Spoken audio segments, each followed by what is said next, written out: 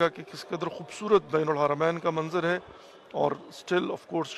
کربلا کے اندر سیلیبریشن کا ماحول ہے، جشن کا ماحول ہے۔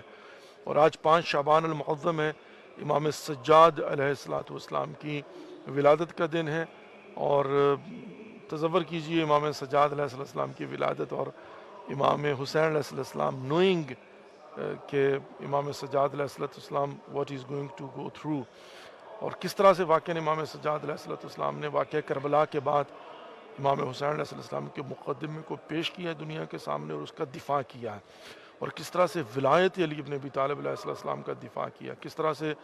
وہ خطبہ جو دیا امام سجاد علیہ السلام نے دربار یزید میں، اس نے دربار یزید کی بنیادوں کو ہلا کے رکھ دیا تھا، اور در حقیقت اسی دن امام سجاد علیہ السلام نے اس ظالمانہ حکومت کا خاتمہ کر دیا۔ دیکھیں، یہ جو ظالم حکومت ہوتی ہے نا، اس کو ختم ہونے میں ٹائم لگتا ہے، اوور نائٹ یکدم نہیں ہوتی، لیکن بہرحال آپ کو اپنی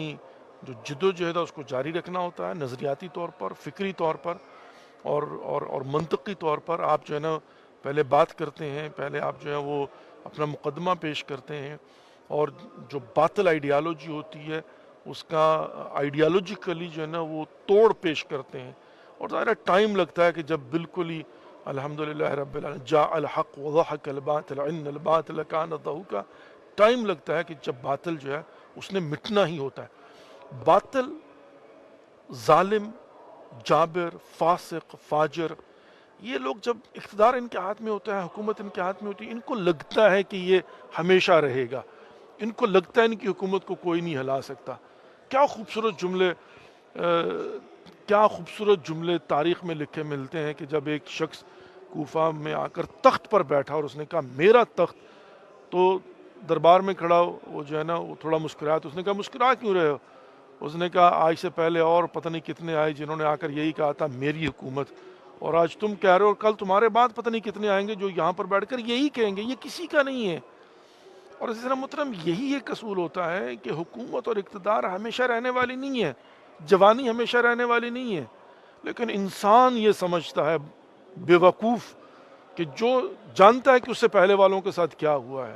بڑے بڑے آئے اور چلے گئے، اور یہی ادعا کر کے چلے گئے اور یہی پلان کر کے چلے گئے کہ ہم نے تو ہمیشہ رہنا ہے، لیکن at the end of the day جو ہے نا وہ خسرت دنیا والآخرہ، آج کہاں ہے تاریخ کے اوراق میں،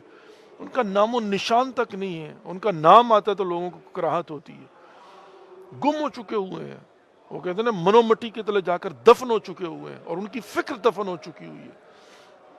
لیکن جب تک ظاہرہ وہ زندہ ہوتے ہیں یا زندہ تھے، حکومت تھی، طاقت تھی، تو درباری تھے، خوشامدی تھے، اور ان کو